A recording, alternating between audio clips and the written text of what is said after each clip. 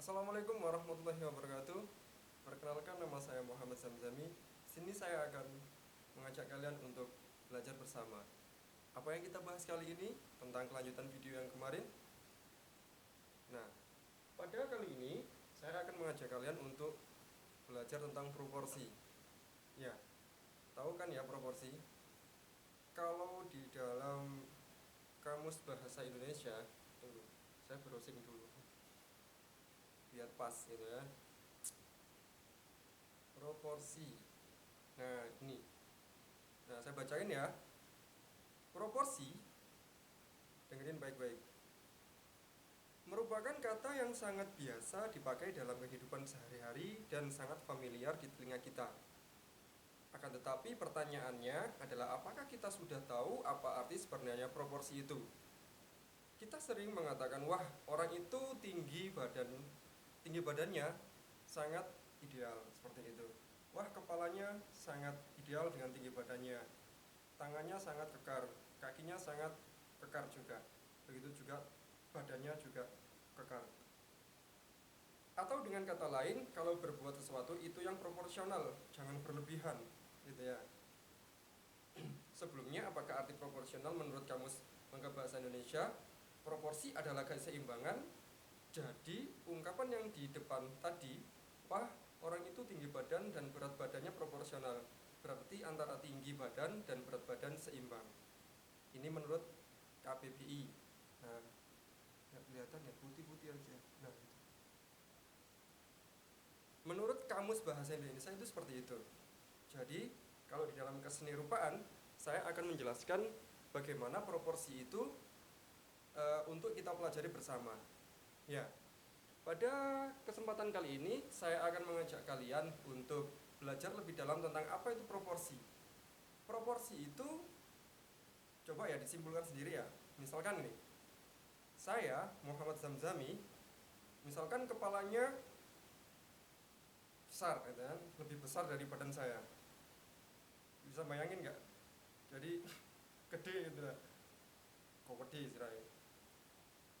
Atau enggak gitu matanya, misalkan mata saya lebih besar daripada muka saya, jadi matanya segini. Ya ada ya di sini contohnya ya. Kemudian bibir saya terlalu lebar ke sini. Kalau nggak gitu telinga saya juga lebar ya kan. Itu namanya nggak proporsional. Jadi proporsi itu tentang sebuah keidealan. Jadi tentang sebuah keseimbangan di mana antara objek yang kita amati itu seharusnya seperti apa gitu ya. Misalkan juga proporsi antara objek teko dengan gelasnya lebih besar dari teko. Kalau kayak gitu namanya proporsi apa enggak proporsi ya, kurang proporsional jadi gitu. Terus habis itu selain contoh-contoh itu, kalau boleh saya contohkan di sini ada proporsi itu buah apel, misalkan buah apel sendiri eh, besarnya sebesar buah semangka. Mungkin ada ya suatu saat nanti ya. Nah, enggak, tapi semangkanya masih kecil gitu kan. Jadi semangka cilik gitu kan. Sama seperti buah apel. Tapi enggak gitu sebenarnya. Jadi proporsi itu sebuah objek yang kalau kita nalar itu bener nggak sih besarnya seperti itu? Itu bener nggak sih gedenya seperti itu? Bener nggak Pak Zam itu kepalanya kayak gitu? Perasaan enggak deh, kegedean si Rai, ya kan seperti itu. Kalau misalkan bener nggak sih telinganya sekian? Enggak, gajah itu telinganya sekian, lebih besar gitu kan. Kalau dikasih kecil kayak apa? Kayak kelinci misalnya itu nggak proporsional itu ya. Ya, jadi di sini kalau di buku kalian ya, kita nge-review buku lagi yang seperti ini bukunya, tetap kita review ya. Nah, buku-buku ini ada beberapa tulisan di mana tulisannya itu sangat sedikit sekali. Jadi kalau kalian itu belajar di sini, itu pasti kesusahan cari literatur, cari referensinya itu wes angel pokoknya, kurang. Jadi saya harapkan sampean semua atau kalian semua itu belajar lagi di rumah dengan literatur yang lain. Bisa kalian lihat tutorial di YouTube proporsi itu seperti apa. Bisa juga kalian itu lihat-lihat referensi di Wikipedia, di internet, di artikel apapun yang berkaitan dengan keseni rupaan dan tentang proporsi. Gitu ya. Paham ya? Nah, di sini pada halaman 9 buku ini saya akan membacakan. Proporsi adalah perbandingan ideal dan harmonis antara bagian-bagian benda yang menjadi objek model gambar yang dapat diamati di gambar tersebut. Contoh, ini ada gambar kendi sama buah apel sama cawan. Nah ini, kalau kalian pegang bukunya, kalian bisa lihat gambaran ini. Ya, oke, seperti itu ya. Kemudian di sini ada gambar teko, lihat. Nah, gambar teko ini. Kemudian di sampingnya juga ada teko lagi, tapi bentuknya tambun, yang satu kurus, yang satu gede. Kurus sama besar, gitu ya. Itu juga namanya proporsi. Bisa ya nyimpulin sendiri ya. Kesusahan nggak kalau kira-kira kalau belajar aja makanya kesusahan ya. Ya. Nanti akan saya bikinin video tentang menggambar, tutorial bikin gambar yang proporsional itu seperti apa. Nanti saya bikinin insya Allah. Kalau ada kesempatan waktu kita belajar bersama dan semoga terrealisasi. Nah, pada proporsi-proporsi kita ngobrolin lebih santai aja tentang proporsi. Kalau banyak dari teman-teman kita kalau gambar biasanya disuruh bapak guru di sekolah, ayo gambar apa, buah-buahan gitu kan, gambar buah-buahan. Kamu gambar apa? Iya ini gambar buah mangga itu. Kok kayak apel buahmu? Nah berarti gambarmu itu tidak proporsional gitu kan. Gambarmu tidak ditangkap oleh indera penglihatan oleh seseorang itu adalah buah apel. Jadi gambarmu belum proporsional gitu ya, paham ya? Jadi untuk kita membuat sebuah gambar itu harusnya kita memang harus melihat atau mencontoh sebuah gambar yang dimana gambar itu ada di depan kita, itu lebih mudah. Insya Allah itu lebih mudah daripada kita hanya berangan-angan dan kita tidak mempunyai acuan. Karena pada acuan itu harus ada ketepatan garis, proporsi yang dimana bentuk-bentuk itu yang dapat kita lihat.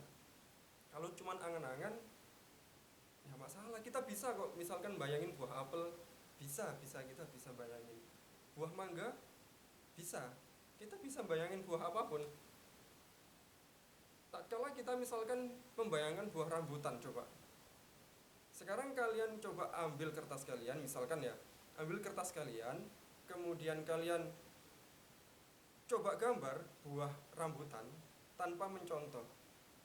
Dan bandingkan dengan kalian ada buah rambutan di depan kalian, kemudian contoh dan gambar. Pasti beda jadinya. Karena apa? Khayalan ini bersifat kabur. Bersifat apa ya? Bersifat tidak terlihat lah. Jadi namanya ya kalau bahasa Jawanya itu jenenge awang-awang. Ya melayang-layang aja di sini, nggak ada bentuk realnya gitu. Tapi beda jika kalian itu akan menggambarkan sebuah botol. Misalkan saya ambilkan botol ini. Ini botol ya. Nah ini botol. Ini dibuka dulu ini botolnya. Mereknya dibuka dulu. Susah. Ini mereknya harus dibuka ini. Susah sambil buka ini sambil kita ngobrol ya.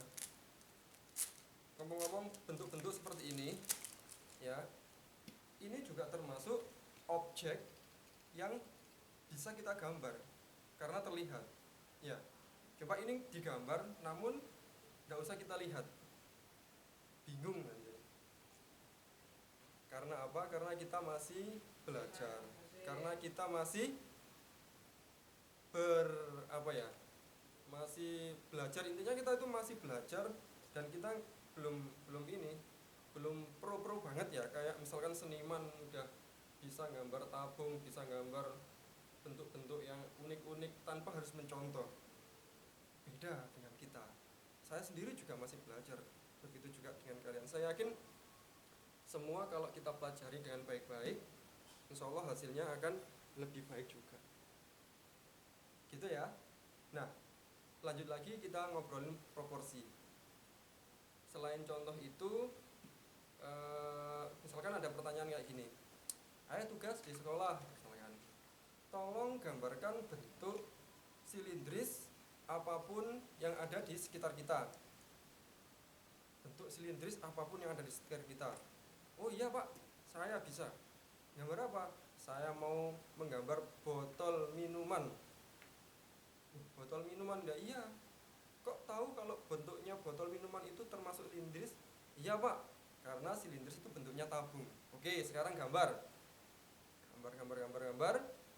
Nah, setelah digambar, bentuknya tidak proporsional. Mau gambar botol yang kayak gini, ternyata lebih pendek, gundek, lebih ceper, lebih pepat ke belakang, lebih pepat ke bawah. Jadi kalau misalkan menggambar itu seharusnya atau sebaiknya kita usahakan ada objeknya, ada sesuatu yang kita lihat. Karena apa? Karena itu bisa memudahkan kita. Itu ya, paham ya? Mau menggambar botol, menggambar gelas, menggambar buah, menggambar kursi, menggambar meja, menggambar layar, menggambar apapun semuanya, menggambar HP seperti ini, kita bisa untuk meningkatkan kreativitas kita itu kita harus tetap melihat contoh gitu. Berbeda dengan orang-orang yang sudah pro, misalkan pro dalam artian tanda kutip udah pandai ya, udah mahir, udah nggak usah lihat-lihat contoh lagi, artinya pikirannya sudah kuat, tidak seperti saya yang masih belajar, tidak seperti teman-teman yang masih belajar itu harus perlu ditingkatkan.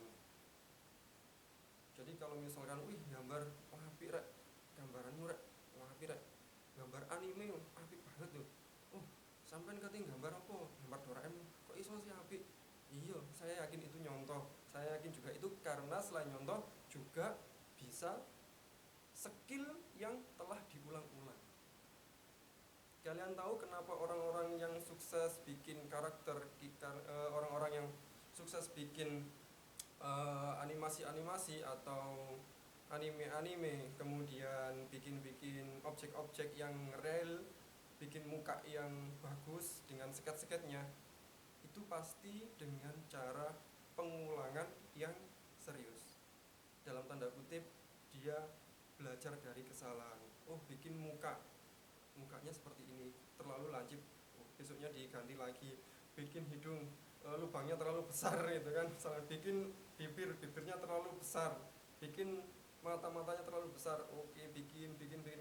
Setelah dia menemukan titik di mana dia itu bisa menggambar dengan bagus, di situ dia akan menjadi seorang yang tekun atau mempunyai skill yang bagus. Tetap semangat untuk belajar dan berkarya.